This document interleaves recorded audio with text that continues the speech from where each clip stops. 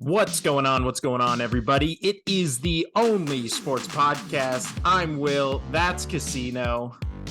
And we are back with another episode talking about, just one of the craziest weekends in, people are saying NFL history. I've only been watching it since I was 9, so I can't say all of NFL history, but it's definitely up there. We see Casino over there.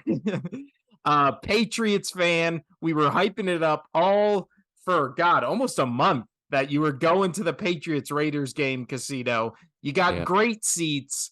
How'd that work out for you? Oh, the seats, again, easy to come by, knowing who I know.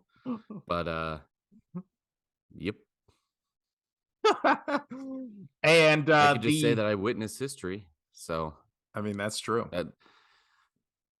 That will go down as the worst play in NFL history, because all the other bad plays in NFL history aren't game-ending plays that knock you out of the playoffs. That's not true. There's one worse play in NFL history I can think of, and it's the pass in the Seahawks-Patriots Super Bowl. That's the worst play in NFL history. And your team benefited from it. They were trying to win the play. Like, they're actually trying like that was running a play. It was just a bad call of a play. That wasn't just stupidity. So you know what? Let's just because you were there firsthand, let's just jump into the games this week. And according to our picture, you were there too. I was there in spirit. I was there taking the place of your lovely wife. But yeah, that'll be the thumbnail. You'll see the seats Casino got in, and then me. I don't know. Hold on. So I wasn't there, but through the magic of this app I discovered called Photoshop, I was able to magically put my face on your wife's face so it looked like I was there when I wasn't. Crazy. But we will start this week with the only game we could start with on this podcast. Usually we go in order.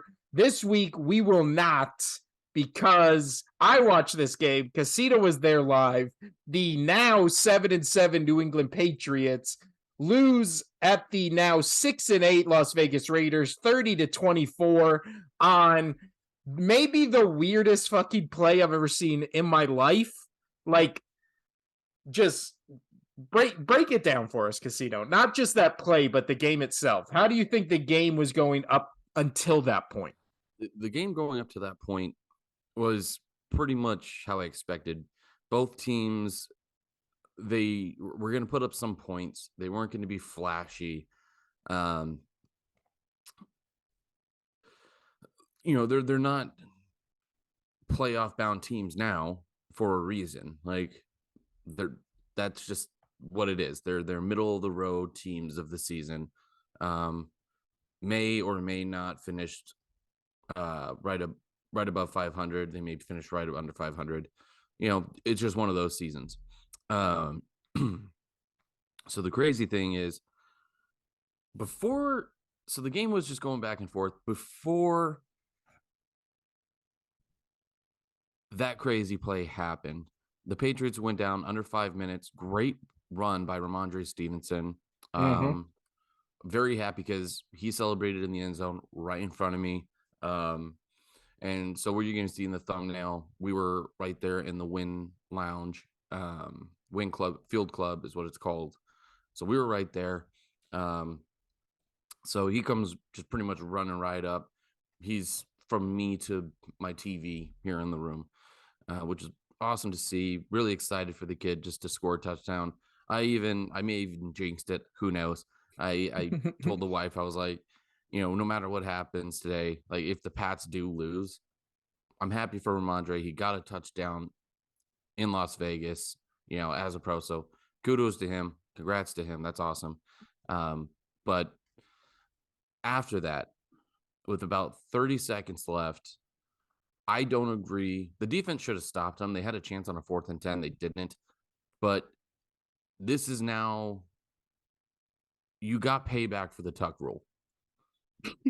I don't want to hear another word about the tuck rule the rest of my life because it was clearly not a touchdown. His foot was out. You saw the white popping up. You can see his foot.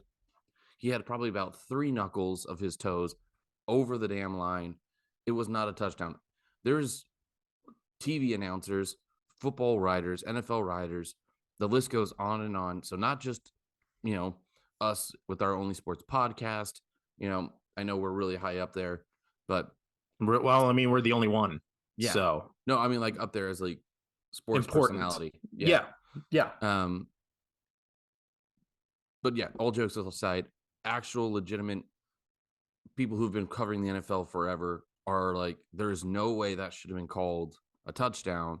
It was clearly, I don't know what, and they called them out, every ref by name and the booth refs by name, how they could have deemed that a touchdown.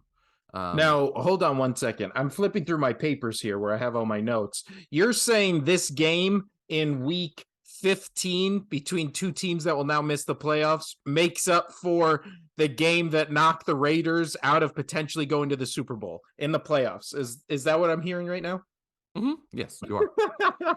you totally are. 100%.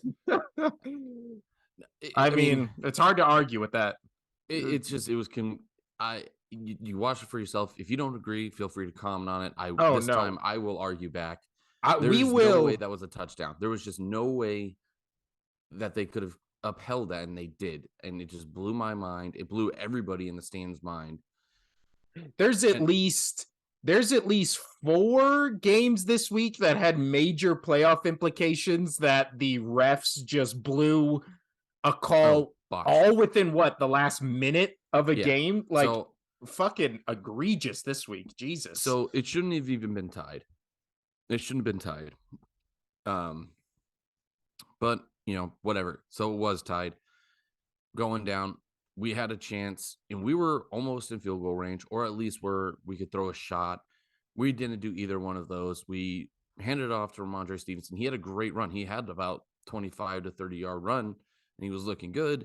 And then he shouldn't have done it, but this isn't the egregious one. He tried to do a little lateral back to Jacoby Myers because maybe, hey, I'm not knocking that because Jacoby Myers may have been able to make a quick left and, get on out of that.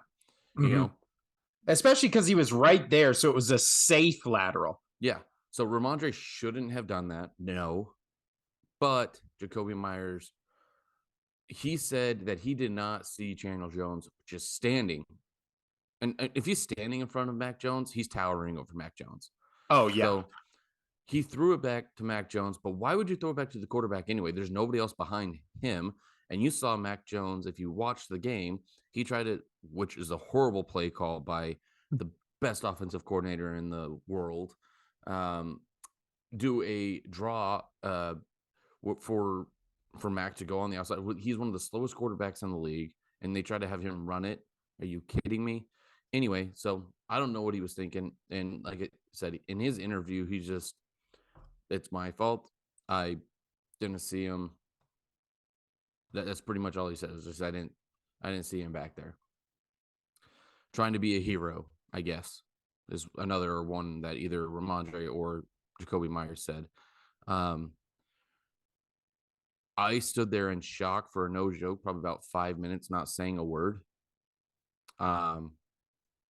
And like I said, this is going to go down as one of the craziest, if not the craziest, worst botched ending to a NFL game I've ever seen. So at least I got to witness that. Because, I mean, who knows? Raiders had momentum. I don't know if the Pats would have even been able to pull it off in OT. The defense obviously shows they couldn't stop a team with 3 minutes to go. So, Yeah. Did you see the post-game interview with Belichick where he said the reason they didn't attempt a Hail Mary there is because he didn't think Mac Jones had the arm strength to get it to the end zone? Yeah, I think it would have been like a 55-yard pass. 55, but if he stepped back further, it would have been about 60. I agree with that. I honestly would agree with that. Well, I don't even get why you're trying to run a play. Why don't you just kneel it and go to OT? Do you really think it is the whole momentum thing where Well, he was just like, as you saw, they weren't expecting Ramondre to run it. yeah, Like I said, he had 35 yards. If he broke one more tackle, he could have outran the other guy for a touchdown. Like it was close. It was almost a great call. I'm not mad at the call there. I'm not. do you It was think the stupidity of two rookies. Well, Jacoby's not much of a rookie anymore. He's been in the league for 4 or 5 years now. Um, Ramondre, you can expect that from him, but again, that wasn't as egregious as Jacoby Myers throwing it back straight into Chandler Jones' hands. But then respect to Mac Jones on this, and he did look like a limp noodle, but he said, "It's on me. I needed to tackle the guy. I didn't make the play. I had to tackle him. There's no excuse. I had to tackle him." do So you think he's taking responsibility. So good for him. Unlike Zach Wilson, oh yeah, they lost us the game for him. No, so he's taking responsibility for that. I mean, he should have been able to do something, at least try to knock it out of his hands. Just hold on to the foot, like yeah, just grab the until foot. somebody can come up to him? Yeah. Yeah, if you can't, I understand you can't tackle Chandler Jones. He's huge. You know, he played for the Patriots for years. Yeah. Don't try to tackle him at the midsection. Go for his foot, latch onto it like a little gremlin, and go from there. Do you Oh, think my last question about this is do you think it was Belichick saying we'll try to do this run and then try to lateral it to keep it alive? Or do you oh think it no, was they've all said that wasn't the play call. oh, the play call was just run it. We'll And then see if if you we can, can break something and then we'll yeah, go to and he OT. almost did. He almost You did. did? Like I said, Yeah. that was a good play call because I don't like Mac's arm from 60 yards out. Obviously, we're not going to be able to. Folk's not going to be able to kick it 60 yards. He's been struggling to hit things mid 50s or higher. Um, so yeah, the call was either kneel it or let Ramondre, who's been sure hands all game, try to run it, and he's been breaking tackles. He still is one of the best running backs after contact in the league. Yeah. So I No, thought and he was going to be able to. and like you said, he looked good that game. Yeah, He he looked had good after coming back from an ankle injury. They didn't use him a lot in the first series. None in the first series. The second series, he got the start, and then he started the second half. I guess they were like, you know, how you feeling? And he had a lot more. He had a great touchdown run, and he made it look easy. well, he But had 19 carries for 172, averaging 9.1 yards a carry, and yeah, then he had that one touchdown run. I mean, yeah. he So I'm out not. We wouldn't have been in that game without his running. no. So I'm not knocking Ramondre on this, and this is not because he went to my high school and we've been talking about him and you know all of that. I'm not knocking him on this because he's a rookie. He saw Jacoby Myers. Myers may have had a route on the outside because they were all swarmed around Jacoby, or all swarmed around Ramondre. So not knocking that. It was the no look pass backwards to the quarterback who had nobody else back there and not being seeing one of the tallest people on the field in Chandler Jones. Well, also my question is if you're Jacoby Myers, why are you trying to throw it back to Mac Jones, aka probably the least athletic person on the Well, field? that's what I said a minute ago. Rod, stop. Like that is That's what I just said such a ago. weird He's one of the choice. slowest quarterbacks in the league. Why would you throw it back to him? He's not going to Yeah. outrun anybody, and there's nobody else behind him. Go down. Just go down. Yeah. That was I mean, I but mean, again, so Ramondre should have gone down. He should have gone down, but we wouldn't have been in that game without him. mhm. And Well, he was yeah, your entire offense. yeah, but he carried the offense. We would not have been in that game without him. Um, so I can't, you know, it's hard to be mad at him for ruining the game for us when he kept us in the game. And this But was also one of those games that would have fit the narrative of the weekend where the Raiders at one point were up 17-3. And then it was the well, Patriots coming the back. defense shut them down the entire second half until that touchdown. That again, not a touchdown, and that's not me being biased. That's not me being whatever. You you watch it, you hear it from actual NFL analysis or analysts, commentators. That was a wrong call. Some are agreeing with it. Some agree with it. Oh, it's too hard to overturn. Yeah. Okay, but I mean, you even mentioned that to me. But I think it was, I don't think it was egregious. We'll get to talking about some other games that are fucking egregious, but I get why you can be like, it clearly wasn't a touchdown. But in the moment, last ends of the game, I'm fine with it. And again, But if they this went to the is, booth. They went to a booth. They were able to zoom in on that shit. They went they were able to zoom in on it. They should have yeah, seen it, and they did see it. So no, everything that I sent you, all those photos, those stills, all the freeze frames, it is yes. clear, and there is white paint being scuffed up. Oh no! Again, it's not. But I'm saying I agree with you that it wasn't a touchdown. I'm saying it's not an egregious call because of some of the other egregious shit we've seen. But I think we can both agree the officiating this Oh, season has awful. all been terrible. This week was like all of it came to a head because we'll talk about almost what every game that was important this weekend in terms of playoff standings had one of those calls where you're just like, how the fuck did they not overcall this or not overturn this? But last thing about this game, Derek Carr had a pretty good game, 20 for 38, 233, 3 touchdowns, 1 INT. Josh Jacobs, 22 carries, 93 yards. But and then for the Patriots, Mac Jones only 112 yards, and then obviously we just talked about Ramondre Stevenson was basically the entire offense, And 172 one of those, yards. and out of that 112 yards, one of those passes, what was his long?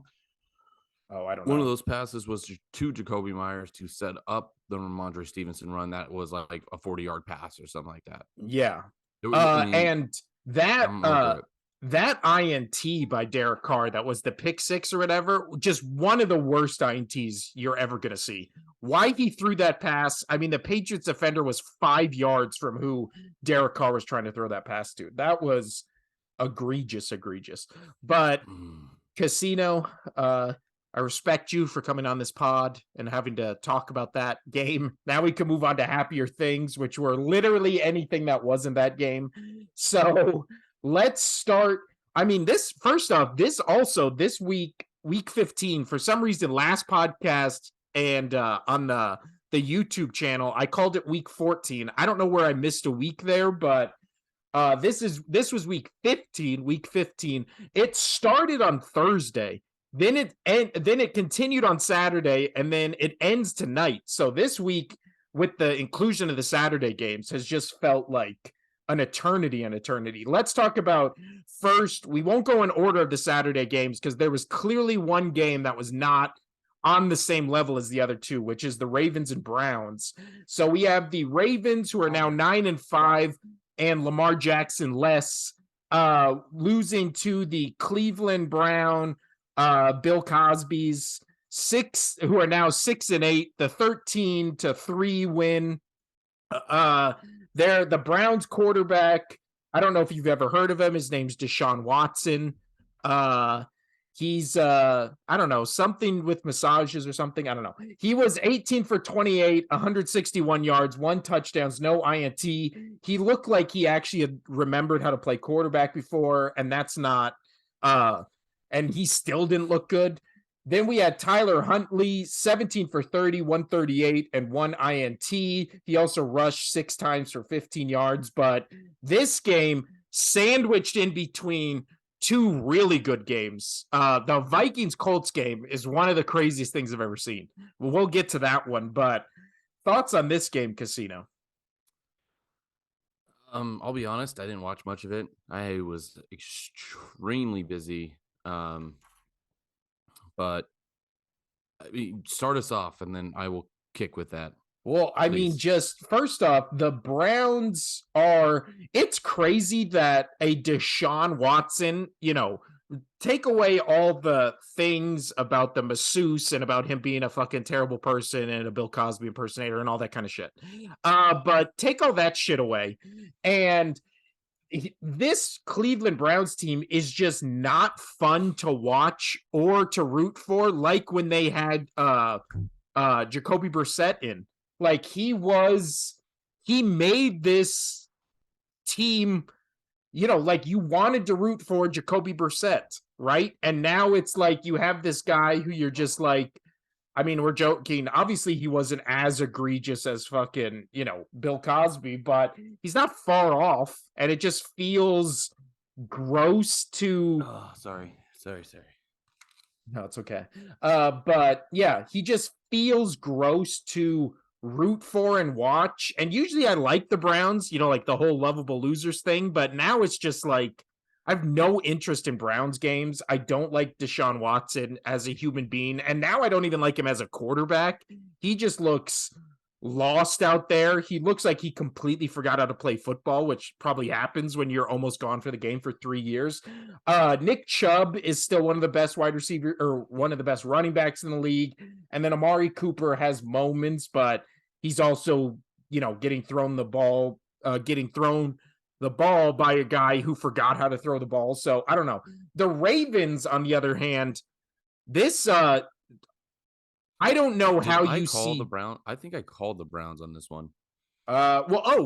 First off, because we jumped right into Raiders Patriots, how many games do you think you won this week, Casino? 11. Close. You went 13. Ooh. 13 because you also picked both, which we'll talk about after football. You picked both World Cup games correctly. And then you pretty much nailed them all. We do have tonight's game different. So did I hit 11 and then 2 added because of the Yes. So I hit 11. I was right. Yeah, so you got 11. We both picked the Commanders, so we both lost 2 points. Or not lost 2 points, but didn't gain 2 points. I honestly forgot there was a game last night. I was in a complete just downward spiral. Dude, yeah. Trying to get home last night was a wreck. But we do have Rams Packers tonight. So I picked the Rams, you picked the Packers. So whoever wins that game gets one more this week. I only got 8. I picked both World Cup games wrong. And then pretty much the games. I had Cowboys, I had Cardinals, I had Titans. I really went out on a loop. But you went Ravens and I went Browns, right? Let's see. Where is that game? No, we both went Ravens. We both went Ravens, and we were both, not correct on that part. But also the Ravens. So I don't know if, and I will look it up right now. I don't know if Lamar Jackson will even come back this season. It seems like they're kind of, there's like rumors out there that he could just sit the rest of the season to avoid further injury on his knee because, obviously this is his contract year and that's been the whole story surrounding him. But I mean, this Ravens team, if they got a good offense, which they did have with Lamar Jackson, this defense is pretty damn good. Lamar Jackson was their offense. So yeah. And their defense is like top 10 in the league in almost everything. And ever since they got the guy from Chicago, I'm blanking on his name. What is his name? Roquan Smith. This defense has improved because remember at the beginning they were real shaky and then he came in and was just like a fix-it to this defense. So right now the Bengals are leading that division, but the Ravens are in the 5th slot, like one game or a game and a half above the Chargers and Dolphins. So they could easily miss the playoffs if they lose the next 3. Do I think they will? No, but I mean, it's a possibility if this is the team you're getting with no Lamar Jackson. Right. Let's see. Their last 3 games are Falcons, Steelers, Bengals. So, I mean, those are, if you have Jackson, those are 3 winnable games. Even if you don't have him, I really think you could beat the Falcons and Steelers with just a great defense and then kind of just run the ball, control the clock, that whole thing. But yeah, I don't know. As far as the Browns go, they're technically still in it, but does anybody want to see this fucking Browns team slip into the playoffs? Absolutely not. Let's move on to the Bills and the Dolphins that took place in Buffalo. So the Miami Dolphins, who are now 8-6, lose 29-32 to the now 11-3 Buffalo Bills, still clinging on to that number 1 seed in the AFC, with both the Chiefs and the Bengals like one game. If the Bengals win out and the Chiefs or Bills lose one game, they are the number 1 seed, which is fucking crazy. But this game, you had Tua I got Tagovailoa, real quick, got some breaking news about your quarterback. my quarterback. Yeah, he is uncertain to play Saturday versus the Cowboys due to a sprained shoulder that he suffered Sunday. Oh no. Oh no. Yeah, now you can feel sad all day. Actually, just like me. I will not feel sad because I'll get to when we talk about Eagles Cowboys, I will make a interesting prediction, Casino. That's what in the business is called a tease. But as far as this Dolphins Bills game By the way, goes, that's a live update. So for those who are watching live, live, if you are watching this podcast at 1:29 p.m. on Monday, December 12th, December 19th, 2022. First off, tell us how you're doing it. Second off, thanks for watching. All right, so next up, the Dolphins and Bills, Tua Tagovailoa, 17 for 30, 234, 2 touchdowns. Raheem Mostert, 17 carries, 136 yards. And then, of course, the best wide receiver in the league had 9 receptions for 69 yards. Hey, Casino. And then Jalen Waddle had 3 receptions, 114 yards. Both of them had a touchdown. But the real winner of this game and the actual winner of this game was the Bills and Josh Allen. Josh Allen, 25 for 40, 304, 4 touchdowns. Dawson Knox, actually the leading receiver, which is crazy. 6 receptions, 98 yards, a touchdown. Stephon Diggs second with 5 receptions, 60 yards. And then again, the leading rusher was Josh Allen with 10 carries, 77 yards. And then Singletary and Cook almost getting to his level of rushing. So as I said, so now I'm very comfortable with the Bills again. I mean, not very. I'm more comfortable. As I was saying, like Josh Allen, he had to have a game today or last night, Saturday. Yeah, you were getting an adventure. I was working on. My brain's still fried from that. I'm still struggling to what I witnessed yesterday. I can't even speak because my brain can't process what it saw. So I'm still like just burnt. Complete toaster oven. Yeah. It's like my internet. Yeah. But it's your brain. I get it. Yeah. But good for the Bills. I'm very happy to see that they got that offense figured out. And their defense is good, but this is also a good offensive Miami team. We've seen them blow out teams. So this was, remember, I said this is a good big statement game for them if they still want to be that number 1 seed and they want to show, hey, you have to come through Buffalo. They had to win this game. They did. They knew the stakes. They won it. Good for them. Good for them. Good for Josh Allen. Now he needs to sustain and get back to this. But like as I was saying in previous episodes, if he's on, this team is unbeatable. And because their firepower is great. The only team that I could see them rivaling them this year would be the Eagles with Jalen Hurts at the helm. So yeah, good for Buffalo. Well done. Very impressed with that win.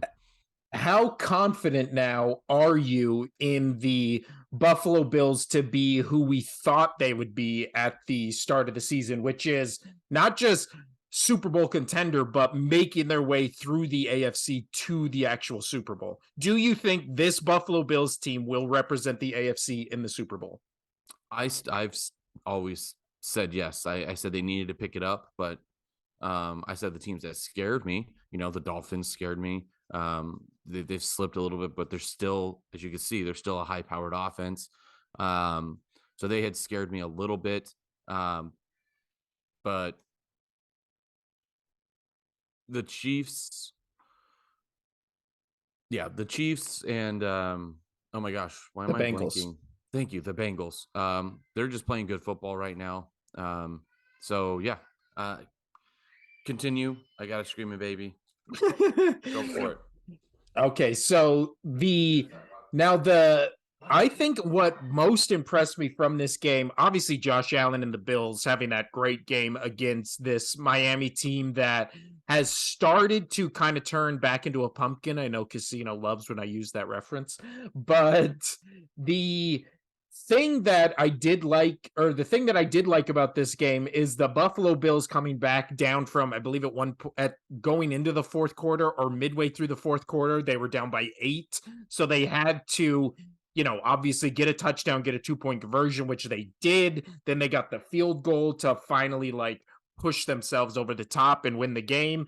I am still slightly concerned about this Bills team because obviously from what we've seen, they are one-dimensional, right? They don't have a running attack. Their running attack is Josh Allen. So this game goes as far as Josh Allen goes. And like other different teams we've seen, we talk about, the Eagles, the Cowboys, the Vikings, like these other teams, even the Bengals, where if their quarterback has a bad game, they have a at least efficient running game they can fall back on, right? With the Eagles, you have Miles Sanders, the Cowboys, you have that Zeke Pollard combo. With Bengals, you have Mixon, and then even with somebody like the Chiefs, they can at least get a running game going. So then the Vikings, obviously, you have Dalvin Cook.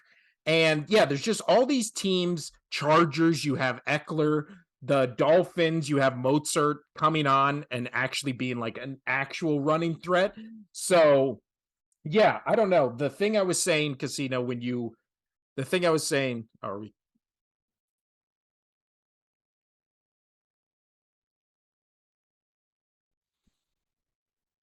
I don't know where you want to start back up. Yeah, we can just do what I'll do 3, 2. All right. Sorry, we had to pause real quick, but I was just saying before we had to pause, Casino, that the only thing that scares me with the Bills is they're clearly like a one-dimensional team, right? They have no running game. It's Josh Allen. And I was saying that if Josh Allen has a bad game or God forbid he gets hurt or something like that, there is nothing to fall back on. I was saying That's true. teams like the Chiefs, the Bengals, even the Titans, Eagles, Vikings, 49ers, Cowboys, almost every other playoff team, if their quarterback plays bad, they at least have a good to great to like just efficient run game to keep them in games. The Bills, it's basically Josh Allen is not only their passing game, he's their running game. So if he has a bad game, they have nothing, right? They have a great defense, but we've seen this defense kind of, they're more bend, don't break, right? They can hold people to just enough where Josh Allen can beat them, as we've seen in this game, but they're not like the 49ers defense that'll just shut you down. They're kind of, yeah, they'll give you the opportunity to score, but the only opportunity the Bills have to score is Josh Allen. So that's That's a my good one point. concern. That's my one concern. Now let's hop over to the best game of Saturday, maybe one of the craziest, like best games I've ever seen. I was rooting for the Colts just because the Vikings are like really the only threat to the Eagles taking the number 1 seed. But I mean, let's just talk about it. The 4-9-1 Indianapolis Colts lose 36-39 to the now 11-3 Minnesota Vikings. At one point going into halftime, this game was 33-0. With Minnesota Vikings losing, they score 14 in the third, 22 in the fourth, and then kick a field goal in OT to win. I mean, just I don't even know where to start with this one. Kirk Cousins, 34 for 54, 460 yards, 4 touchdowns, 2 INTs. Dalvin Cook, 17 for 95. And then both, or all 3 of them, KJ Osborne, Justin Jefferson, Dalvin Cook, and Adam Thielen all caught touchdowns. Osborne had 10 receptions, 157, 1 TD. Jefferson, 12 receptions, 123, a touchdown. Cook had 4 receptions, 95 yards, a touchdown, and then Thielen 3 for 41 for 1 touchdown. I mean, this game was fucking crazy, Casino. Oh yeah, I remember there was one point where we texted back and we were just to each other like, "Oh man, so good. We both picked the Vikings." Or no, like or look at us not picking the Colts or something like that. Yeah. Um, Let's see. Did we? I'm pretty sure we both picked the Vikings. Did we we not? did. I don't have it written down I here, mean, I know but I picked the Vikings. oh, so that might even be another point to you. I don't have that game written down here. All Well, right, we'll figure it out. Yeah, I but picked no, the we I both had the picked the Vikings Vikings on picked. that one.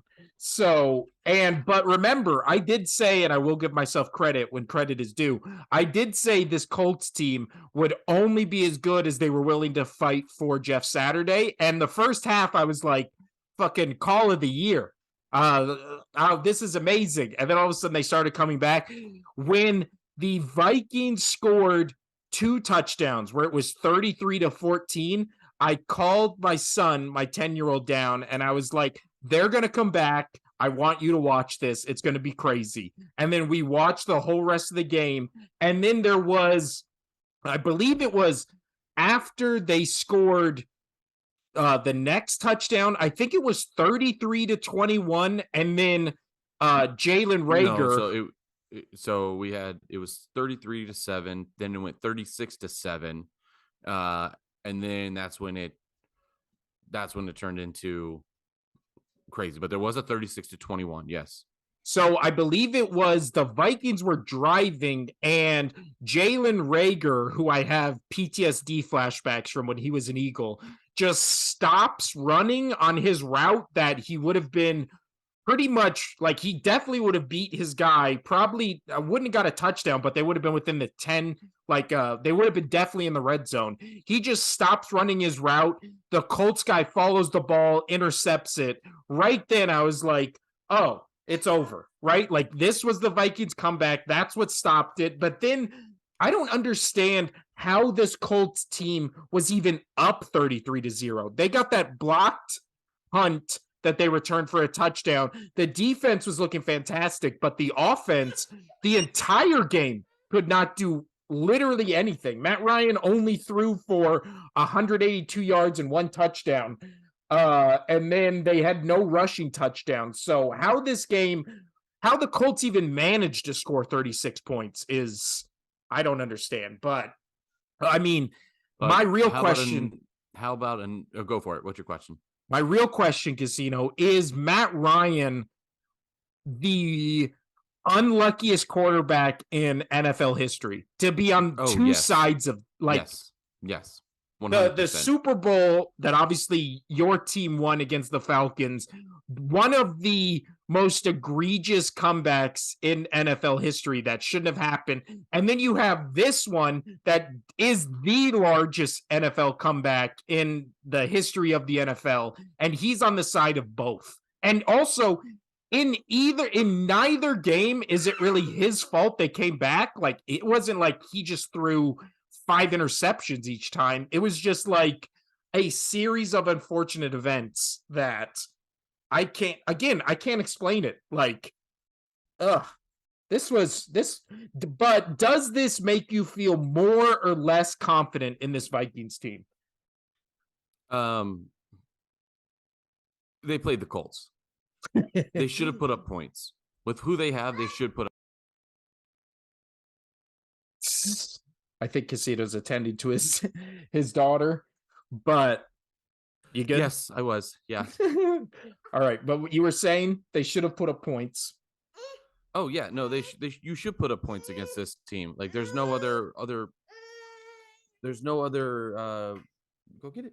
There's no other way around this. You should put up points against it. So the fact that they let the Colts score 33 without anything was remarkable.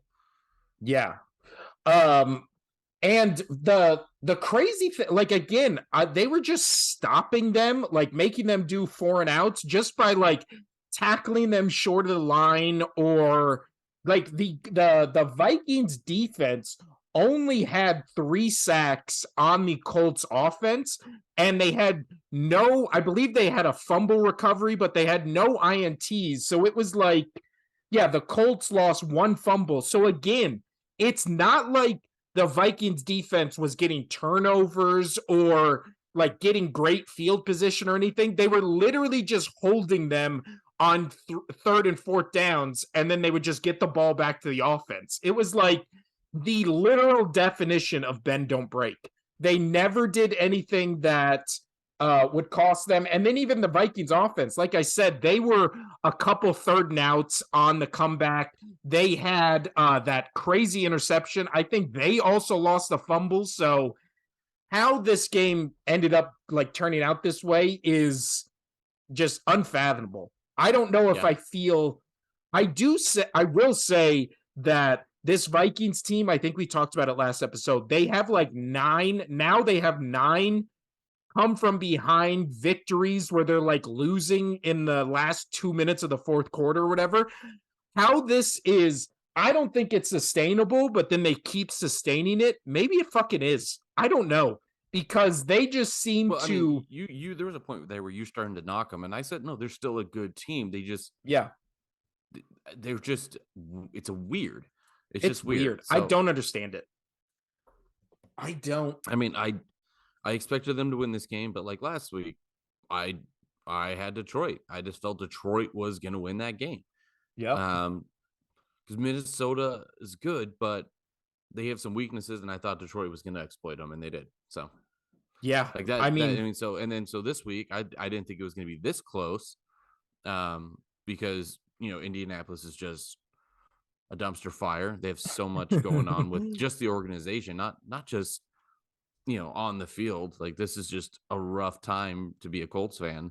Yeah. So, I'd rather be a Colts fan today though than a Patriots fan. I don't think you would. I think if you're a Colts fan, you're like, how do we give up a 33-0 point lead? Like, also, this is one of those, like, we're in this like quarterback golden era, where like everybody's putting up monster stats and all this kind of stuff. Matt Ryan, if he makes it to the NFL Hall of Fame, the NFL Hall of Fame is a joke. It's a joke. Well, I don't even, just like stats. Like, I think he's like top 7 or something like that in just passing yards. I don't know, man. I don't know. I don't think he should. No, I don't think he will either, but he just seems like the ultimate. I've never hated Matt Ryan. I've never liked him. He just always kind of seems like just a guy, right? He's just like a compiler where he's been on some pretty damn good teams, right? They made it to the Super Bowl, but he just never sticks out to me as like one of the best quarterbacks. He's always just kind of there. He's always Phillip Rivers to me, right? Where he's just always there. They're always in contention, except for obviously this year. But yeah, just, I don't know. But let's move off that crazy game to the NFC North companion of the Vikings. The Detroit Lions, now 7-7, beat the now 7-7 New York Jets 20-17. Detroit has won 6 games in a row. Everything played out yesterday to where the Patriots, if they would have just won, they would have been in the 6th seed. But no, they're in the 8, tied with Jets.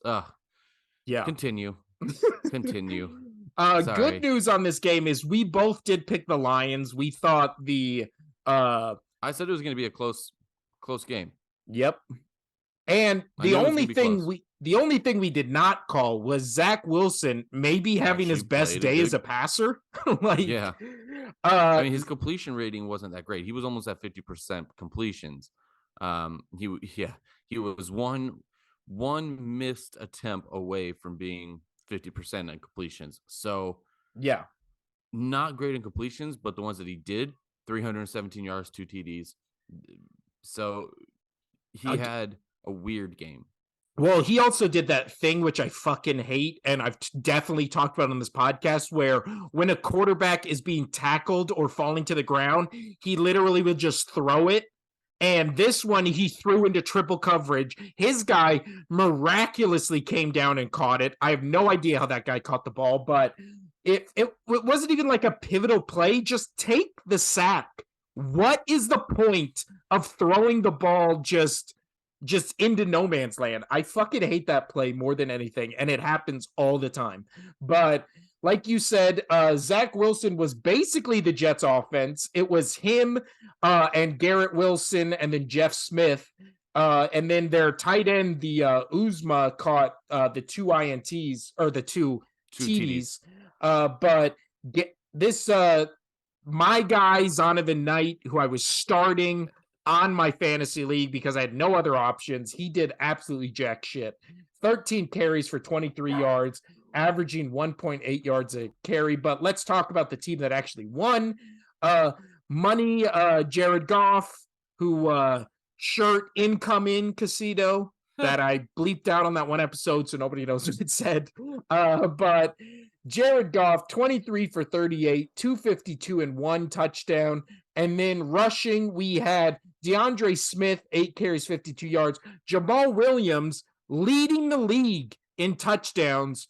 And only one person is behind him. Guess who that one person is, Casino? Or I should say leading league in rushing touchdowns. Guess who's the only one behind him?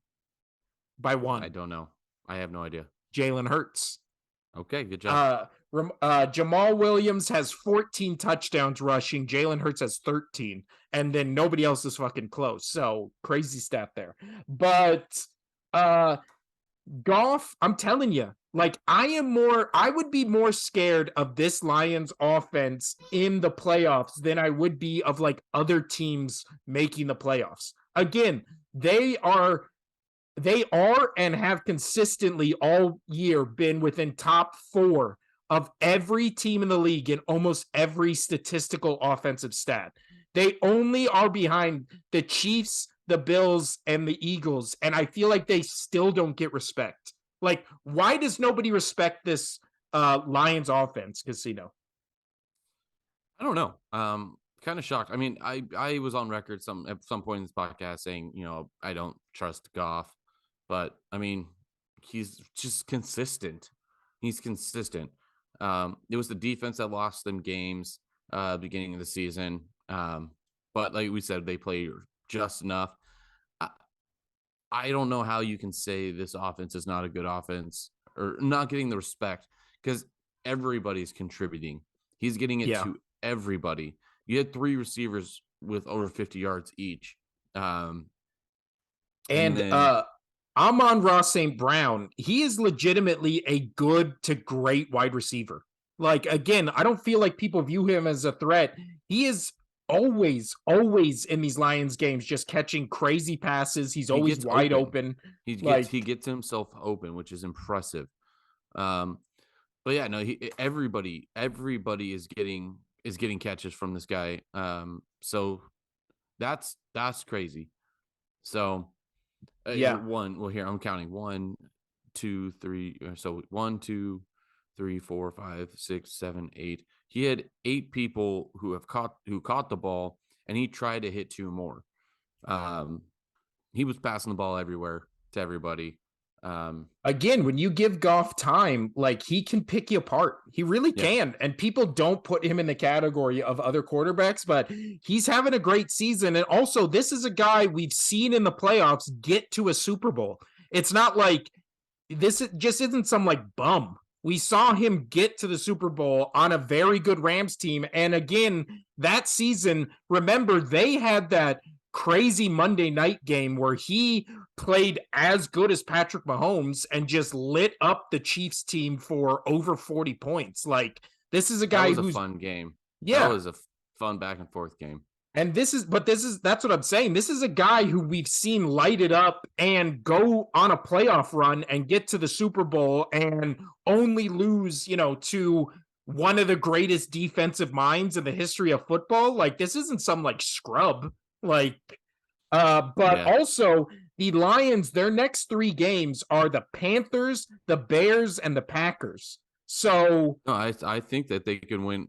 Like I said, they had a win against the Jets. That would have been their toughest one. Outside of that, just because the defense, the defense being able to stop their offense, but I could see them winning out. I could see them being a 10-7 team and making the playoffs.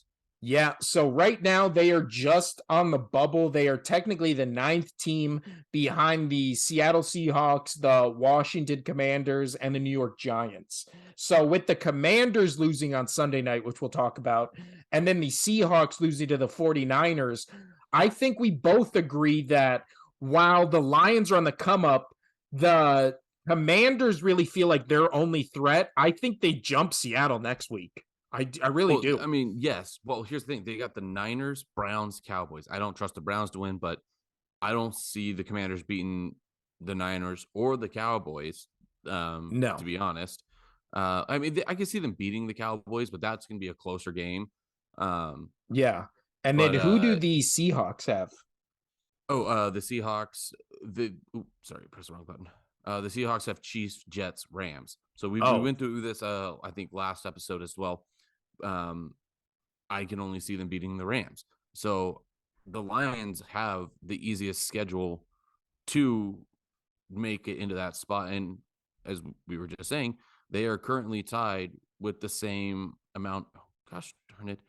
I hate pressing buttons too much on my phone. But they're all tied with 7 wins. So it really now comes down to, well, the Commanders, they do have their tie. So that works in their favor. yes. Sometimes it doesn't. This time it does work in their favor. So So it really comes down to win your last 3 games and you're most likely in. You win your last 3 games and Commanders lose one, you're in. Yeah. You're in. That's you're in. And even if you win two, I mean the Commanders, I could see them losing 2 games. But well, and then everybody is the Lions have a stretch here, but they could pull it off. And then the Giants, I don't see them winning. Well, that's what I'm saying. They got like the Vikings and Eagles, and they do play the Colts. I don't trust the Colts, but I can see every team except the Seahawks, the Commanders, and the Giants all losing at least 2 games. Yeah. All at least 2 games. And the Lions, I can see winning at least 2 games. So this is going to be very interesting. I'm really interested in the NFC wild card race. I could give 2 shits now about the AFC wild card race. Pissed. No, that's what I was going to say is after Sunday night's game with the Giants winning, everybody is penciling them into the playoffs. And it's just like, no, because they're only a game ahead of, the other 2 teams in Seattle and the Lions. So just because they beat the Commanders, the Lions have already beaten the Giants. So the Lions would hold a tiebreaker over the Giants if they finish with the same record. So they need to go into Minnesota and then play the Colts and then the Eagles, which they will win the Eagles game probably because the Eagles are going to be they wouldn't need that game. All these teams don't play each other again. Yeah. Nobody plays each other again. So really it's just strength of schedule now. Like who can you do? And I don't trust them. Yeah. Let's move on to the next game on the docket, which was my Philadelphia Eagles, now 13-1, which is fucking crazy. Beating me now 3-11 Chicago Bears 25-20. I watched this entire game.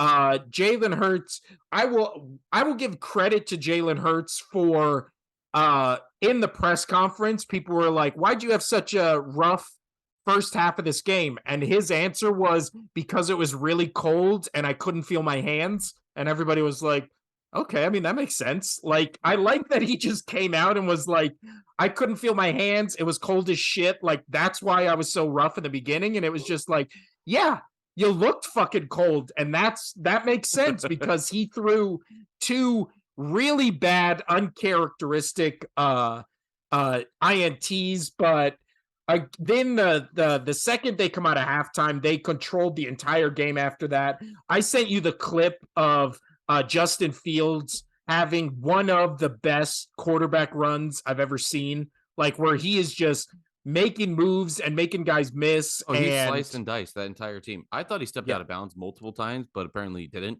No, he stepped out once. He stepped out of bounds once, so they didn't call that a touchdown. They called it back from where he stepped out, but still. I'm just saying that it looked like he stepped out of bounds multiple times. Oh, yeah. I don't, again, Justin Fields, I'll tell you what, he, in the game, he was 14 for 21, 152 yards, 2 touchdowns. One of them was on a broken play that was only broken because the defense was respecting him as so much as a runner. But he had 15 carries, 95 yards.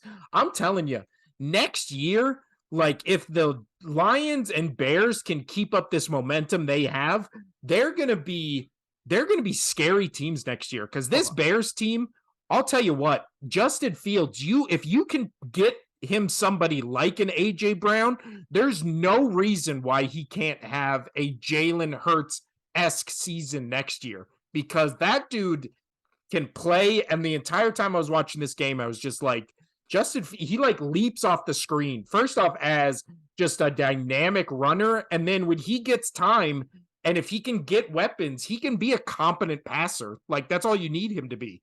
But well, I mean, that's exactly what it is with Lamar Jackson. I've said it, he's a decent enough he's a decent enough okay, yes. He's a decent enough passer that that's all really you need. Yeah. And I think we said on this game last week that always what scares me about the Bears is they look really good, and then all of a sudden they just come crashing back to earth and then lose the game. Almost word for word what happened in this game. Like, the Bears scored first. Nobody could hit a field goal in this game because the wind was just like taking kicks and just swinging them. One of the guys one of the kicks from the Eagles hit from Jake Elliott, hit one of the uprights, just because you could see the ball literally get taken by the wind and just like whip around. So this game was definitely, it looked cold. It was windy. It was hard hitting. All the Bears players were just fucking just destroying Jalen Hurts every time he ran, and he ran for a lot in this game. He was 17 carries, 61 yards, 3 rushing touchdowns. Miles Sanders, 11 for 42. But really, this was the wide receiver 1 and 2 game. AJ Brown, 9 receptions, 181 yards. And then Devontae Smith, 5 receptions, 126 yards. Like, both those guys went off. And so let me ask you this, because you had messaged me. Do you think that even though they came back and won this game, do you think he is no longer the MVP? Oh no. I think if you watch this game, what is it? Jalen Hurts this year has not had a bad game, and I would include this game in it. He had a bad half. The second half he came out is basically where he got all these stats. So the second half was where he threw for 315 and then had 3 touchdowns. So I think he is still, especially with Mahomes and the Chiefs almost losing to a Texans team. Again, everybody forgets everybody was talking shit about this Eagles team against the Texans on Thursday night when they still won that game by 11. Now, all of a sudden, the Texans are almost beating every good team in the league. And now it's like, oh, the Texans, they've only won 1 game, but they're legit. And then it's like, funny how that narrative changes. They're still an NFL team. I've said this multiple times on this podcast. It's an NFL team. Yeah. Any NFL team could win at any time. Yeah, and we've seen that a lot this season. We saw it a lot this week, right, with the Colts and Vikings game. But I actually, you know what's crazy? I walked away from this Eagles-Bears team, even though it was an ugly game, and Jalen Hurts definitely had his worst game this season, even though it wasn't a bad game. He just hasn't had a lot of, if any, bad games this season. I walked away from this game more confident in this team than I was before, because the one thing we had not seen that's from a nice this feeling. I didn't get that one this week, though. Yeah, but the one thing we had not seen from this Eagles team, we'd seen them win a million different ways. We'd seen them come back in the Jaguars game. I mean, imagine losing to the Jaguars. But we saw them come back in the Jaguars game. We had never seen them lose it or be in a game where they lost the turnover battle. They lost the turnover battle in this game and still won it like pretty handily. Like, I mean, 25-20 doesn't really tell the story, because the last touchdown by the Bears was kind of like in garbage time. So they still were, they still beat this team by almost double, or would have been double digits. But yeah, So I'm more confident in this team now that Hurts is hurt. Well, this is what I was going to say about the Eagles Cowboys game, which we'll obviously preview and talk about on our next episode. I think a giant middle finger to the Cowboys, which I would like more than beating the Cowboys. The Eagles to clinch the number 1 spot in throughout the playoffs. All they need to do is win one of their remaining 3 games. They win one of those 3 games, they clinch the number 1 seed, and it's over, right? I think the best thing that the Eagles could do, they won't because this isn't how the NFL is run. If they just sat all their starters and were like, use this as a rest week and then just nonstop talk shit about how this game didn't matter and then just talked about next week opponent, like past the Cowboys, and we're just like, we're just really, we're resting our guys, trying to get some rest so we can be ready for the Saints like in a week, and then just have the Cowboys literally blow them out, right? Like do the Colts Cowboys game, like 40-3, have the Eagles rest all their starters, and then just the whole week afterwards, just be like, oh yeah, we didn't need that game. We thought rest was more important. Like it would be my favorite thing. It would be the best, like just middle fingers to the Cowboys, because this game, legitimately, if the Cowboys would have won, this game would be the biggest game of the season. Now that the Cowboys lost and the Eagles won, this game kind of lost all of its steam because it doesn't fucking matter for seeding or literally anything. So now it's just, we hate the Cowboys. It's still a game between these two players, or to these two teams. So. Well, yeah, but that's just like a fan thing, right? Now the game doesn't matter standing wise, division wise, literally nothing. But obviously they won't do that just because they being the Eagles want to beat the fucking Cowboys want to beat the Eagles, blah blah blah. But now that Jalen Hurts is out of it, that is scary to me. I would literally, just to be safe, I'd sit him for the next 2 games, let him let him kind of heal or that shoulder. Yeah, like let him just be ready for the playoffs. This Eagles season, I don't give a fuck what happens. If they don't make it to the Super Bowl, this season meant nothing. I literally will mean that. I think there's a few teams you can say that about. I think you can say that about the Eagles. I think you can say that about the Bills. And I think you can say that about the Chiefs. Also, I would throw the Vikings in there. If those 4 teams, if obviously only 2 of them can make it to the Super Bowl, it would be a wasted season. I really feel that way because they're teams that have been in these positions over the past couple of years where it's just like the Bills, nobody gives a fuck about the Bills during the regular season. If they don't win a Super Bowl with this team, you're going to look back as a Bills fan and be like, how many fucking wasted opportunities did we have? Like giving up the 1-minute drive from Mahomes to beat them last year. I mean, you say that, but it won't hurt as bad as losing 4 Super Bowls in a row. Oh yeah, but no, that's what I'm saying. Especially the Bills, like if they now have the best team in the league again and they can't even get to the Super Bowl, or God forbid they get to the Super Bowl and lose it. But yeah, so as far as the Eagles go, them winning and the Cowboys losing this week kind of lost all steam for next week. But also, it was never about this game. It's Super Bowl or bust for this team in my mind. But let's now move on about that, though. I mean, all the players that get interviewed about it, that's what they say. Yeah, which is why this is my favorite Eagles team of my lifetime. But yeah, Hurts, please, as a longtime Eagles fan, don't be hurt. Don't let, God forbid, this is like a lingering injury or something serious. Please, I don't give a fuck about the Cowboys or Saints or whatever I think it's Giants are the last team. Just be healthy for the playoffs. Please, dear God. And let Minshew Mania run wild for the next 3 weeks. He can definitely beat one of those 3 teams.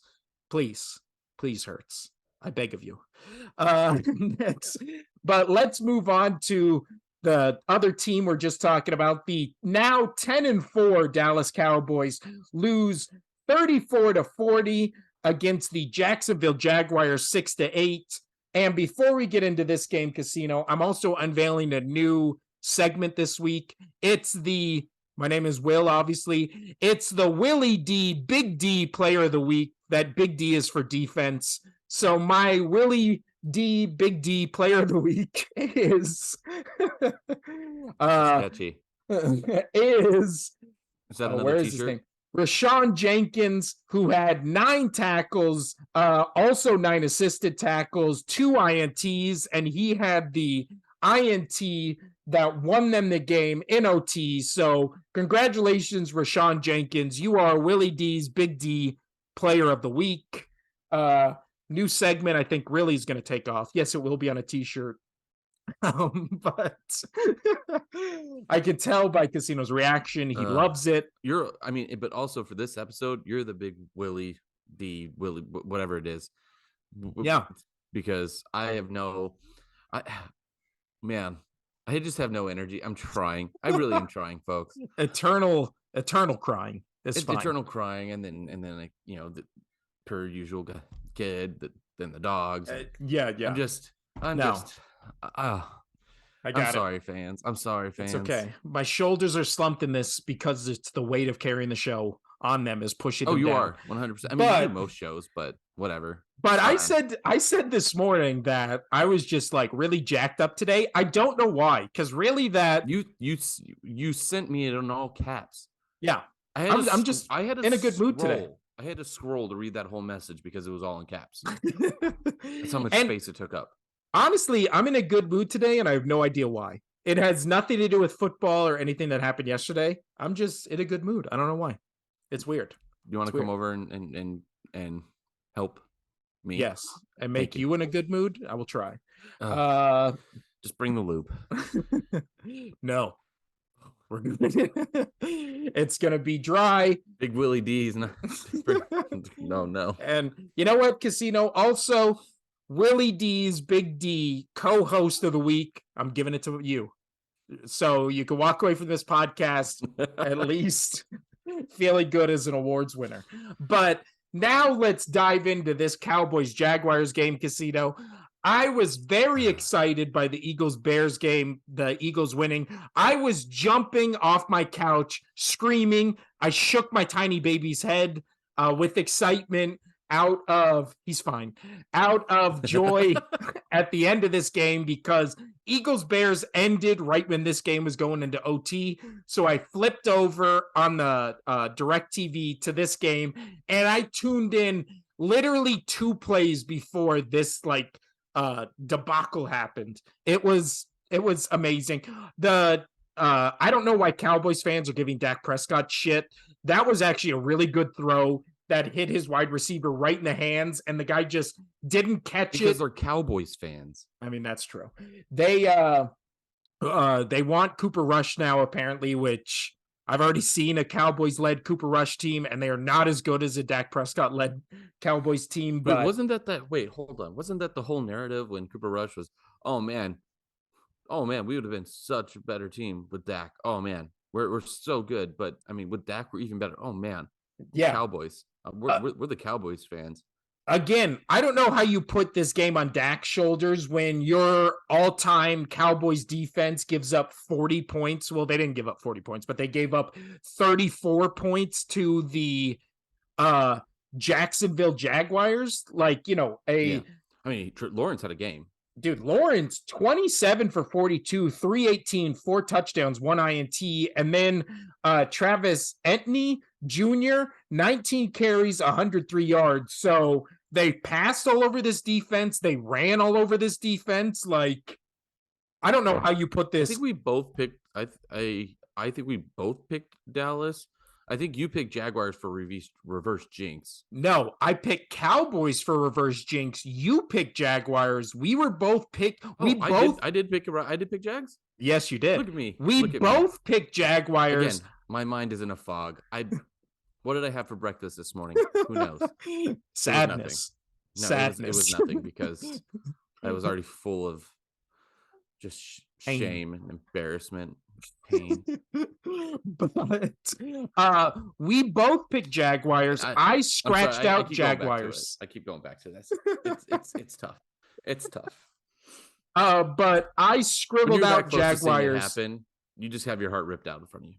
Yeah, especially It you was be there Temple of live. Doom. It was Temple of Doom. They were just Kalima, Kalima. But that is a game that when you get over it in like a decade, you can tell your daughter, like, oh, I was in that game. When this is constantly brought up over and over again throughout the years, you can say I was at that game. So, silver lining.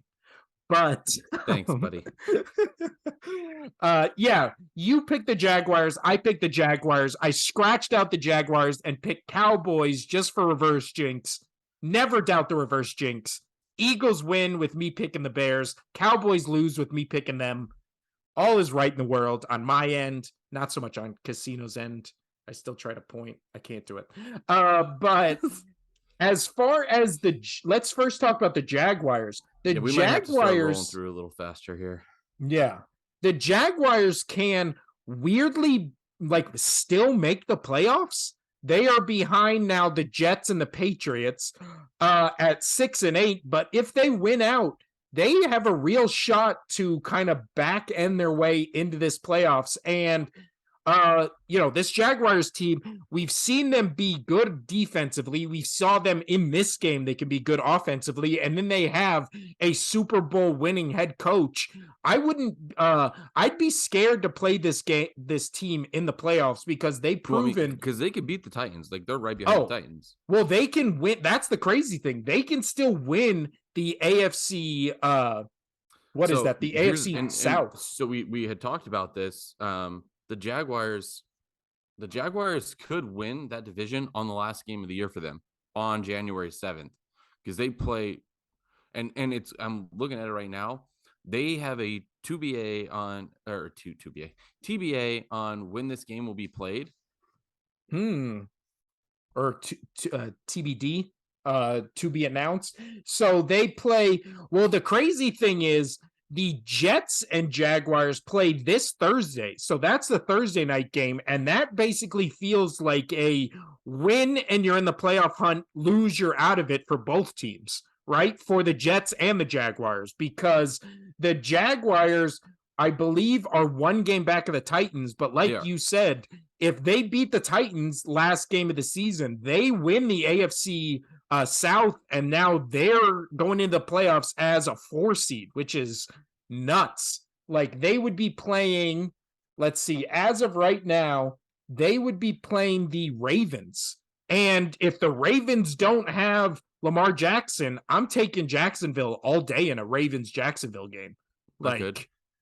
But yeah, so again, comes down to that last game. All they have to do is just keep winning, and they can really, especially if Mike White is still out and it's Zach Wilson, this Jaguars team can beat the Jets on Thursday, 100%. The Texans.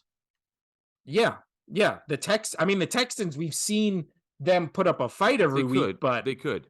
But and then with Tennessee, I mean, they have Texans next. Texans could be the demise of one of these teams. Oh, that's true. But then the Titans play the Cowboys, which I will be honest, I expect the Cowboys to beat the Titans team right now. Yeah. So realistically, they could go into the final game with the same record, and we shall see. Who won that first game between them?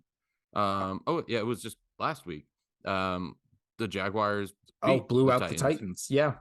So I don't know then who would have say the Titans do beat the Jags. And they finish with like the same record kind of thing. Then it comes down to strength of schedule, doesn't it? Yeah, I think so. But that's going to be a fun one to watch.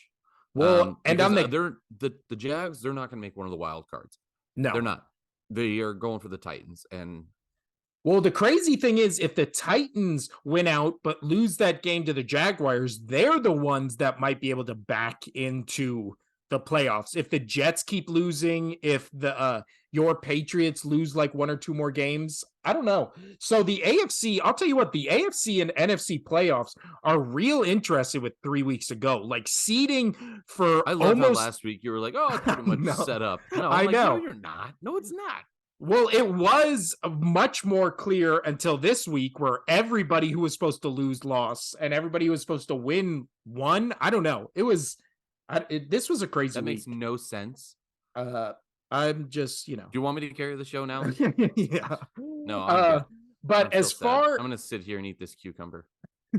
as far as the Cowboys go, they are basically locked into the 5th seed. So they will see whoever wins the NFC South in the first round, which they will, I think they'll 100% beat either the Panthers or the Tampa Bay Buccaneers, but you never know. Really, the playoffs in the NFC are going to start that second week where you're going to have, matchups against all the teams that feel like they deserve to be there. And yeah, I can't wait for the playoffs to actually start. But let's you know what, let's just pass a couple of games that I don't really think there's anything worth talking about, so we'll just skip over Cardinals, Broncos, Falcons, Saints, and then Steelers, Panthers. Is there anything you want to talk about out of those 3 games that you know stood out to you or noteworthy, or can we just blow right past them? We can blow right through them, honestly. So Cardinals Broncos means nothing. Falcons Saints is maybe a little interesting because of the NFC South, but I still think it comes down to Panthers Buccaneers, I believe, in the last week of the season. And then Steelers Panthers losing that game would have really shot their playoff chances of winning the NFC South had the Buccaneers won. But with the Buccaneers losing, now they're still basically even with the Buccaneers, and it comes down to that last week. Let's move to that game. The 10-4 Cincinnati Bengals beat the 6-8 Tampa Bay Bucks 34-23. This is one of those games where Tampa Bay was up 17-0, and then all of a sudden Cincinnati just blows the doors off this team. Joey B comes back, throws 4 touchdowns, 1 INT on 200 yards, 27 for 39.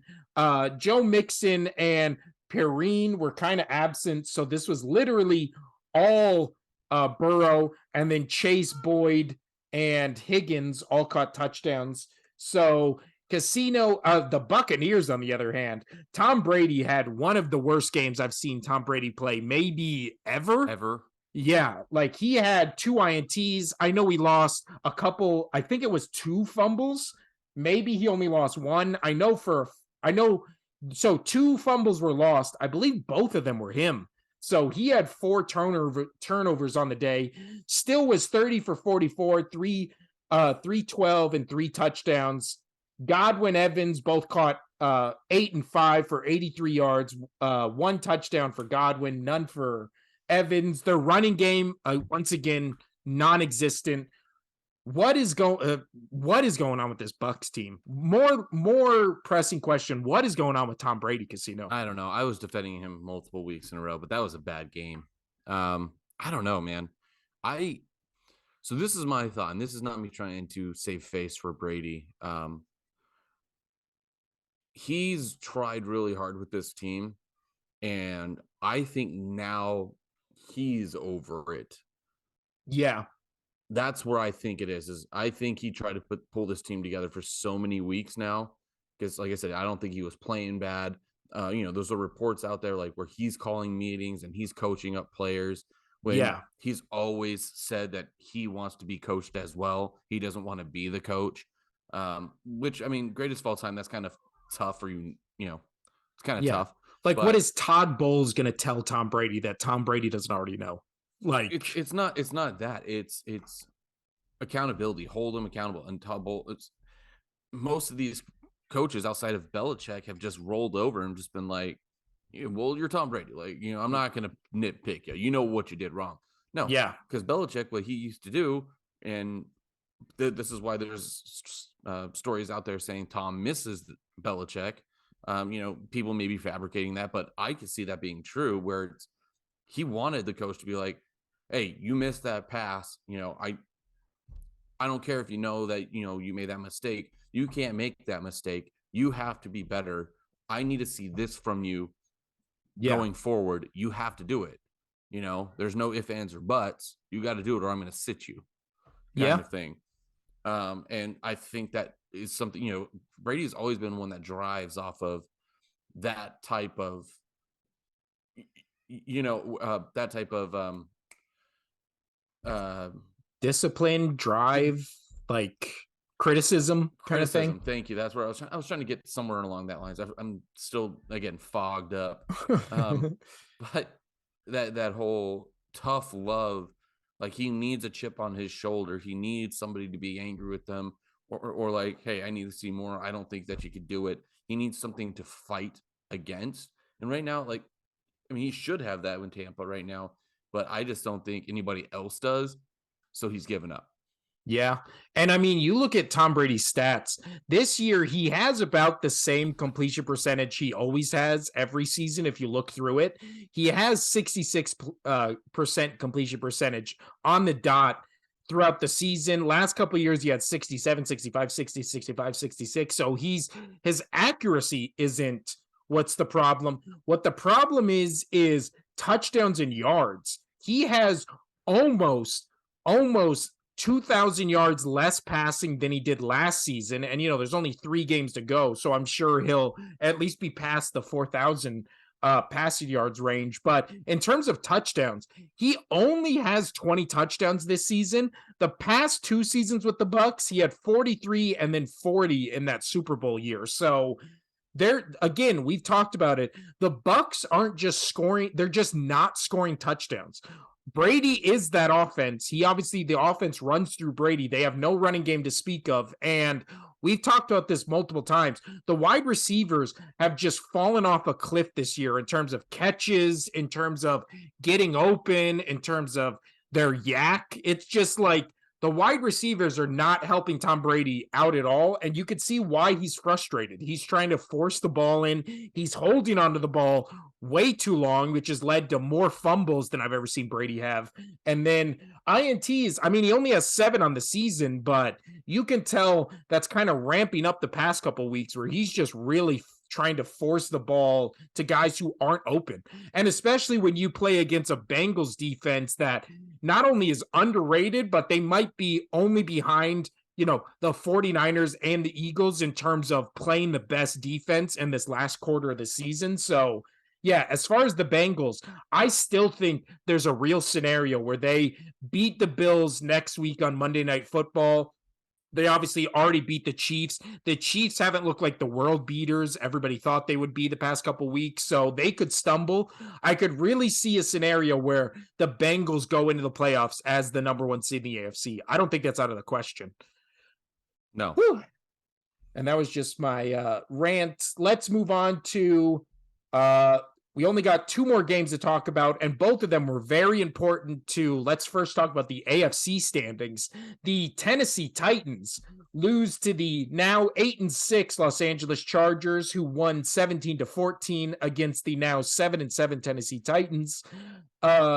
This game was, you had that Herbert magic at the end of the game where he throws a 40-yard dime to set up the game-winning field goal. You picked the Chargers. I thought the Titans would sneak out a victory, and this would be the last gasp of the Tennessee Titans. This game was close. It was hard hitting. It was much more defensive than I thought it would be. Herbert didn't really have a good game. He was 28 for 42, 313, 2 INTs. And then he only had 1 carry for 2 yards rushing. So yeah, I don't know how the Titans lost this game, Casino. I really don't. They've found ways to lose the last 3 weeks. Well, 4 weeks now. Yeah. They just find ways to lose. It's crazy. They were showing why they were the number 1 team last year in the AFC. And all of a sudden they Deshaun Watson did. They forgot how to play football. Yeah. Well, also, I feel like that has to do with Ryan Tannehill took a fucking shot in this game and was out for, I believe, like 5-6 plays, and then he came back in, but he looked off when he came back in. Because I always feel like, especially if you're a quarterback, well, they knew they needed to win this game. Yeah. But when you're a quarterback in this league and you get knocked out of the game, I feel like when you come back in, you're rightfully like kind of skittish and scared to get hit again because you just got knocked out of the game. So, and it definitely felt like Tannehill came back in and he was like kind of like shook. You know what I'm saying? Like, no, but Ugh. But Derrick Henry had a Derrick Henry game, 21 carries, 104 yards, 1 touchdown. But again, this game was going into OT if it wasn't for that amazing Herbert play, which he didn't really play great the entire game. But then like he does every week, just has a couple of throws where you're like, God damn, I don't know if anybody else can make that throw. Like, crazy, crazy. But now we just talked about the Titans. Basically, it comes down to the Jaguars, right? If they would have won this week, then they would have had, I believe, a 2-game lead, and it would have pretty much shut the door on them winning the South. Now this opens up the Jaguars. As far as the Chargers, they basically just need to win, and they are stuck in the 6th seed. They might be able to get up to the 5th seed if the Ravens keep falling. So they most likely will be the 5th seed in the AFC, and they're not going to catch the Chiefs. But nobody, I don't think, with the Chargers getting healthy, I don't think anybody wants to see this Chargers team in the playoffs, Casino. Oh no, not at all. 100%. As the more and more they get healthy, the better and better they look. Because Yeah. this was one of our picks for a long time that they were going to be good. So I mean, Well, let's see. They finish off at the Colts, the Rams, and the Broncos. All 3 games they should win. So they're going to be going into the playoffs, what, an 11 wins, 6 losses. So yeah, this Chargers team, they're getting hot at the right point. But let's move on to the last game we have to talk about this week, which is the Sunday night game. The now 8-5-1 New York Giants beat the now 7-6-1 Washington Commanders 20-12. This was one of those fucking egregious calls of the weekend where a Giants defender is literally wearing himself as a cape on the back of one of the Washington Commanders 2 seconds before the ball gets to him. Most egregious defensive pass interference I've ever seen. They don't call it. The other one, which we forgot to talk about, in the Vikings Colts game, the Vikings player picked it up for a scoop and score on a clear fumble, ran it into the end zone for a touchdown, and they called the ball back and said that he was down by contact. No part of his body touched the ground. So I have no fucking idea how he was down by contact. That was the most obvious scoop and score I've ever seen. And they called it back for, I don't even know what they think they saw. His knee never came close to touching. He was standing when he grabbed the ball and just ran it in. Like nobody touched him. That was fucking egregious. This was more egregious because at least the Vikings won that game. This one, the Commanders lose when they probably should have had first and goal at the 1-yard line to like tie it up. Whew. What do you think of this game, Casino? I told you I didn't watch a single snap of this game. I was still fighting traffic, crying at the same time. Yeah, like you see in those movies, like where it's raining outside and the person's like touching the window. There's that whole GIF on and everything. Yeah. Well, that was me, but the rain was on the inside. You were Kermit looking out the window, sad. Yeah. I get it. I get it. But as far as the Commanders go, I think this game, even though it doesn't technically knock them out of the playoffs, I don't think they win against a 49ers team that looks like they're one of the best teams in the NFL. They can beat the Browns, but I also think they lose to the Cowboys as well. So if they lose both to the 49ers, if they lose to the 49ers, I think they're out. But losing to the 49ers and the Cowboys, I think it's a done deal at that point. Even though the Cowboys maybe could be resting their starters, but I don't think they will. Maybe they will. I don't know. But as far as the Giants go, Casino, I know you didn't watch the game, but the Giants defense actually looked pretty damn good. And then Saquon Barkley had a Saquon Barkley game, and then Daniel Jones had a Daniel Jones game. One of those is a compliment. One of those is an insult. You figure it out. What? As far as the Giants go, they play the Vikings next week on Christmas Eve, which should be a great game to really see which one is legit, which one isn't, because I have question marks about both, even though I'm much more confident in the Vikings than I am the Giants. And then they play Colts, and then a Eagles team that will most likely be resting their starters by that point. So what do you think the chances are of this Giants team either making the playoffs or being a threat in the playoffs? Very slim to both. If they do make the playoffs, I don't think they're much of a threat. They have a decent record. They've been winning games, but it it almost seems like a little bit of smoke and mirror. Yeah. So I'm not sure. My take on it would be, I don't think they would. If they make the playoffs, I don't think they will do anything in it. I think they'll be a One and done. Yeah. I sorry, also first round think out.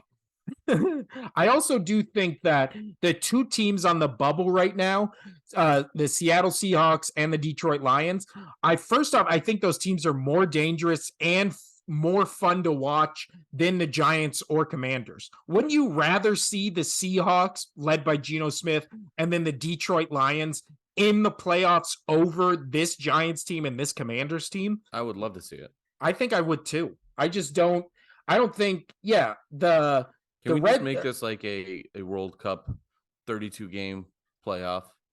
I mean, that would be. I feel like this year that would be fantastic. I feel like there'd be a lot more upsets than we think there would be.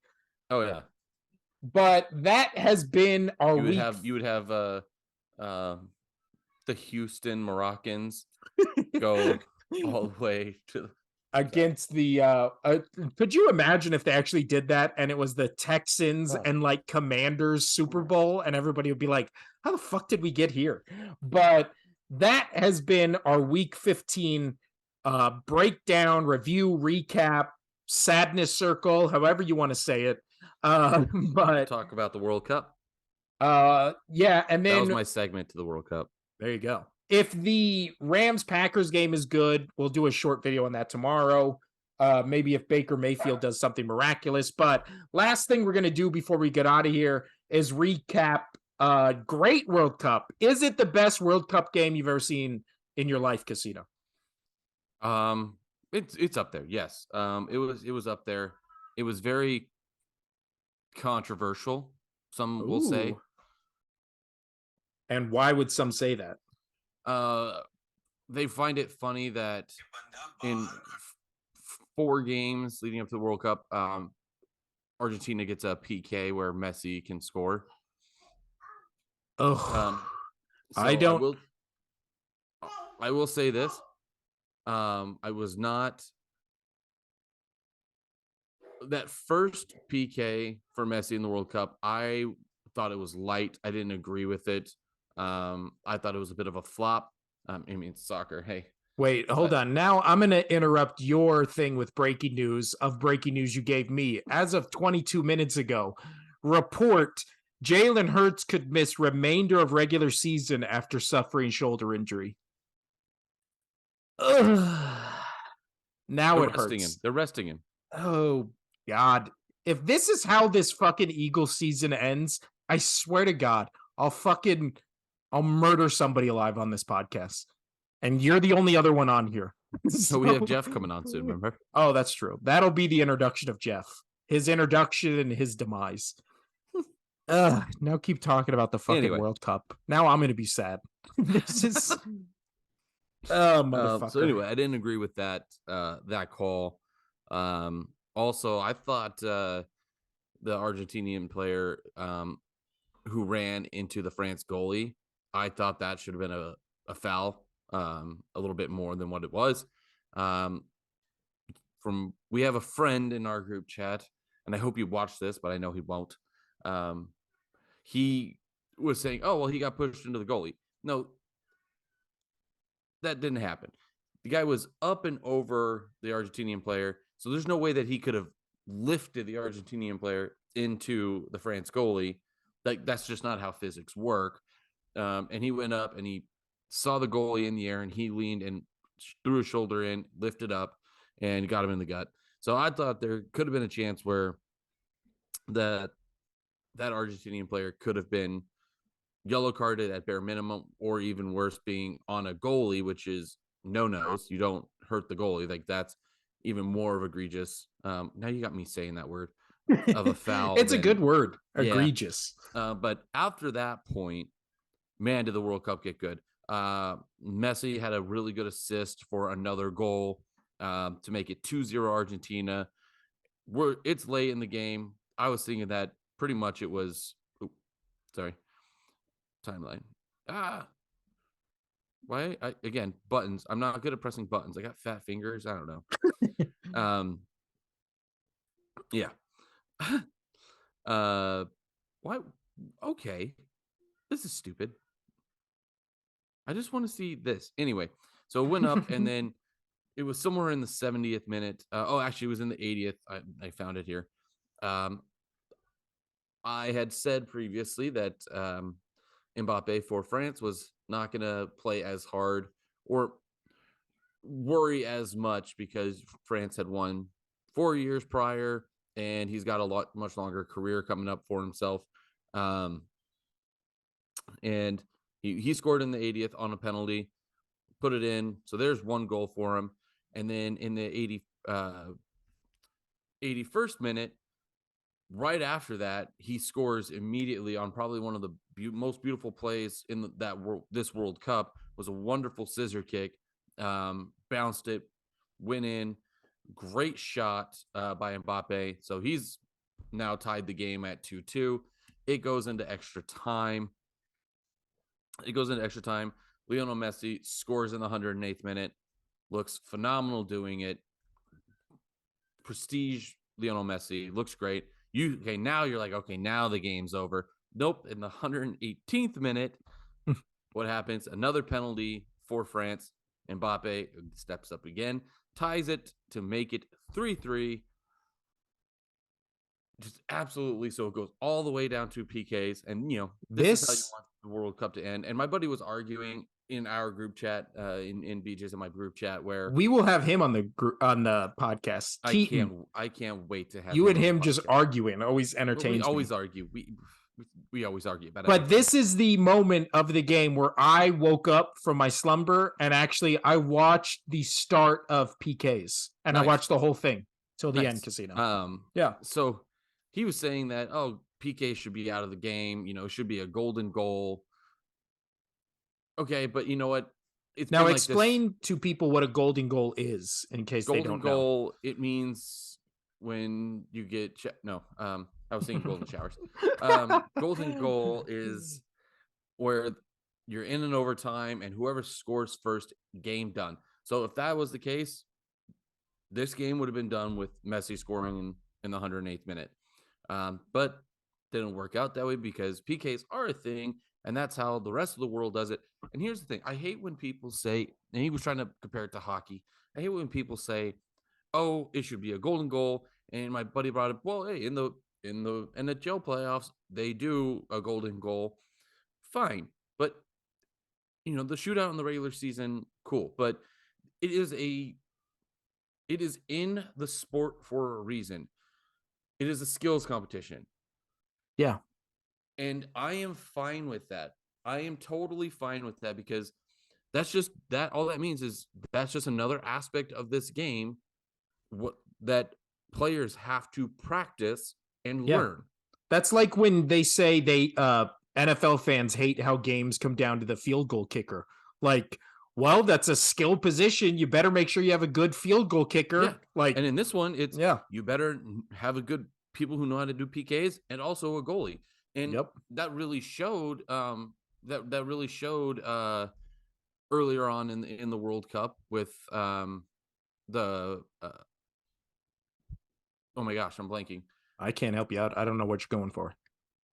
The Moroccan goal. It was the Moroccan goalkeeper that saved those goals, I believe.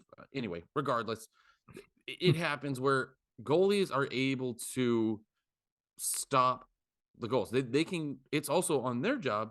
They can get in the mind of a player. So, for instance, like I'm blanking on it again. Fog. The goalie steps up and like he's going all crazy, and you're not supposed to come off your line. He didn't. He's just going back and forth on his line. So the player is now thinking like, oh, he's gonna go this way because I saw him, juggle this way a couple times.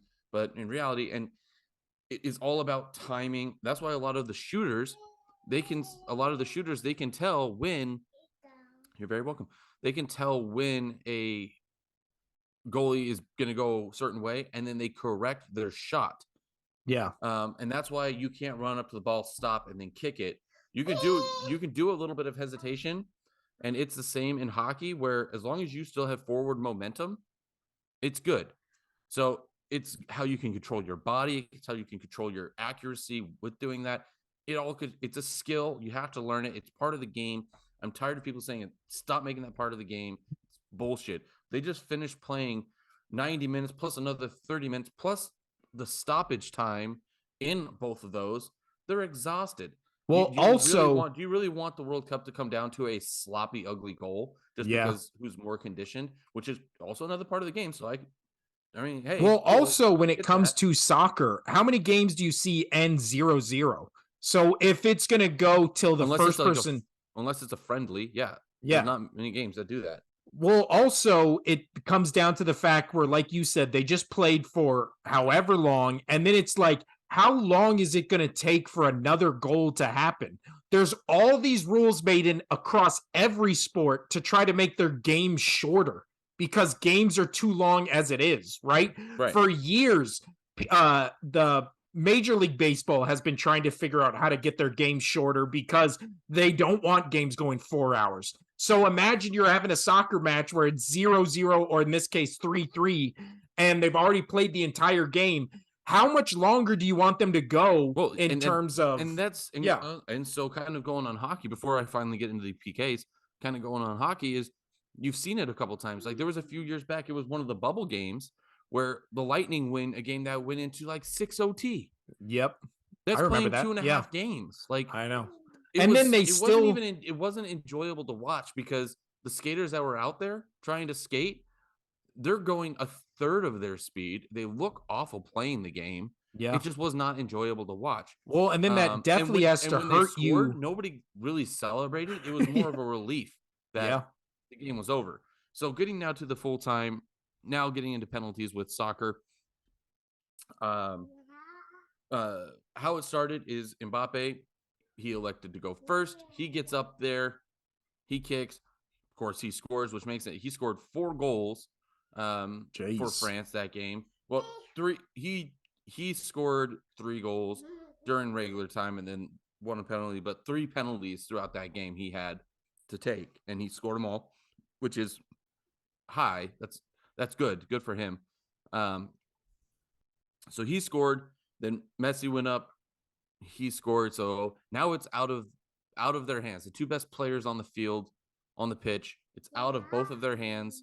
The guy steps up for France for the. Oh, sorry.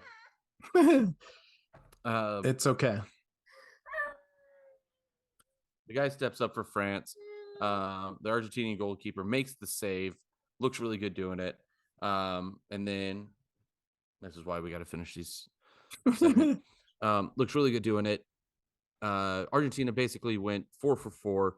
The third shot for the France team hit the post. I think the goalie still would have had it anyway. His hand was there. Here you go. His hand was there. But yeah, Argentina wins. Messi wins.